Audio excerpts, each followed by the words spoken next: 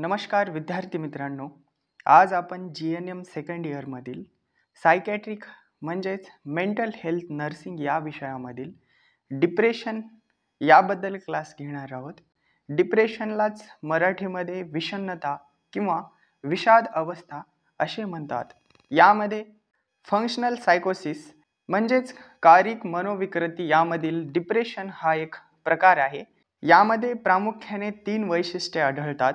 दुःखी खिन्नतेची भावना म्हणजेच sadness of mood, याचसोबत विचार खुंटतात किंवा त्यात मंदपणा येतो म्हणजेच पॉवर्टी ऑफ आयडियाज, आणि तिसऱ्या वैशिष्ट्यामध्ये मानसिक व शारीरिक क्रियेमध्ये शिथिलता येते म्हणजेच सायकोमोटर रिटार्डेशन. तर हा डिप्रेशन आजार होण्याचे काय काय कारणे आहेत हे पाहूया. यामध्ये सर्वप्रथम आनुवंशिक घटक असू शकतो म्हणजेच हेरिडिटी कारण असू शकतं. यात जवळच्या नातेवाईकांमध्ये या विकृतीचे जर प्रमाण जास्त आढळले किंवा जुळ्या भावंडाच्या माहितीमधून आनुवंशिक घटकांचे महत्त्व अधिक लक्षात येते. एकबीज जुळ्यांमध्ये दोघांनाही हीच विकृती होण्याचे प्रमाण 40% आढळते. यासोबत डिप्रेशन होण्याचा जैविक रासायनिक घटक सुद्धा असू शकतो, ज्यालाच बायोकेमिकल फॅक्टर्स असे म्हणतात.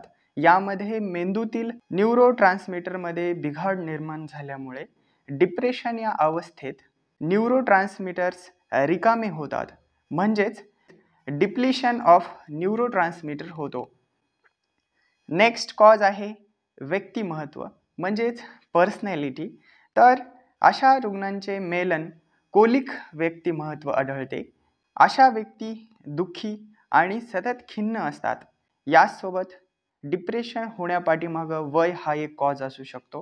यामध्ये डिप्रेशन हा आजार 25 ते 30 वर्ष या वयोगटात सुरू होतो, तर 55 ते 60 वयोगटात अधिक प्रमाणात आढळतो. यासोबत डिप्रेशन होण्याचा जेंडर हा एक कॉज असू शकतो म्हणजेच लिंग. तर डिप्रेशन ही विकृती दोन्ही लिंगामध्ये जरी आढळत असली तरी काही प्रकार हे पुरुषापेक्षा स्त्रियांमध्ये जास्त प्रमाणात आढळतात. याचसोबत डिप्रेशन होण्यापाठीमागचं कॉज हे सीझन सुद्धा असू शकतं म्हणजेच ऋतुमांस. तर यामध्ये डिप्रेशनचे प्रमाण हे जास्त उन्हाळ्यामध्ये आढळून येते.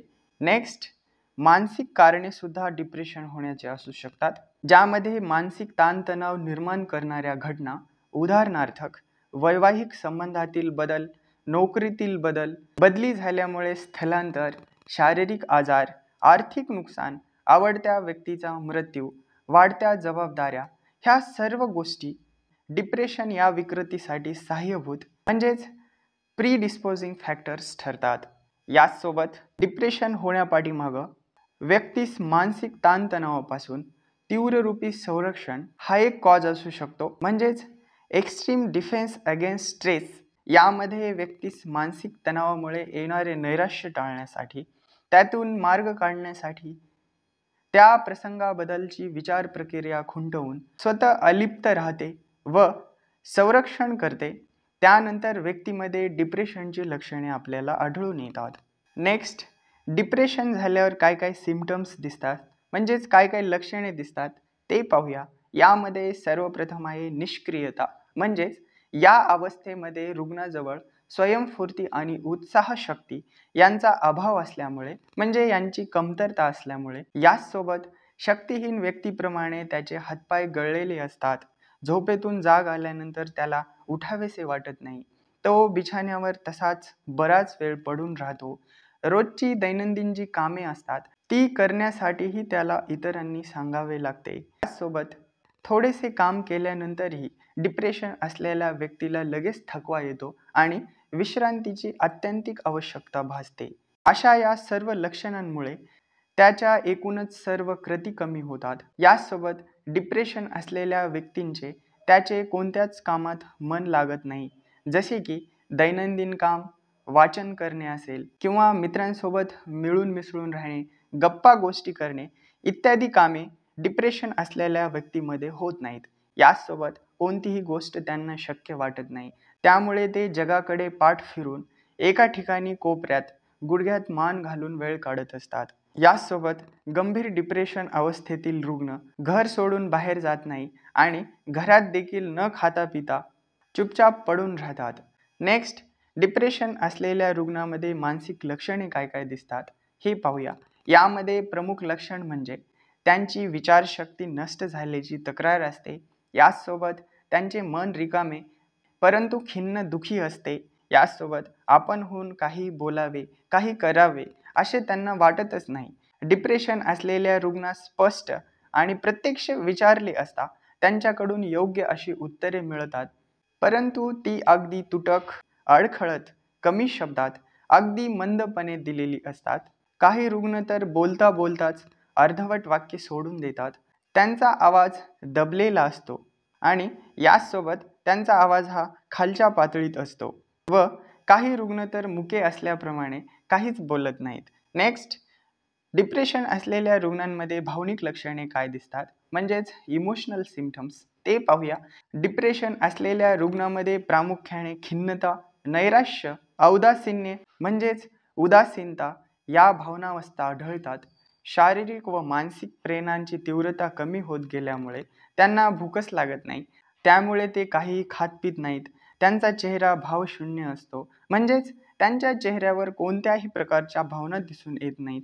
याचसोबत त्यांच्या मनामध्ये सारखे आत्महत्येचे विचार येत असतात.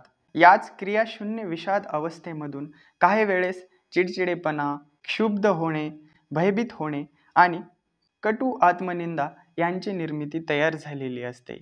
याचसोबत डिप्रेशन असलेल्या रुग्णांमध्ये इतर लक्षणे म्हणजेच अदर सिम्पटम्स काय दिसतात ते पाहूया. डिप्रेशन असलेला रुग्ण गळून गेल्याने, त्याचा आत्मविश्वास नाहीसा झाल्याने आपण काहीच करू शकत नाही, आपला काहीच उपयोग नाही असे त्यांना वाटते.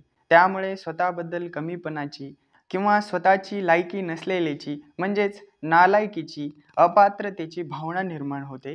बऱ्याच रुग्णांना स्वतःची तब्येत बिघडल्याचा, पोट बिघडल्याचा, पोटाचा विकार जडल्याचा भ्रम असतो आणि डिप्रेशन असलेल्या रुग्णांना निद्रानाश होतो, म्हणजेच त्यांची झोप पूर्ण होत नाही. नेक्स्ट, डिप्रेशन असलेल्या रुग्णांचे आकलन कसे असते.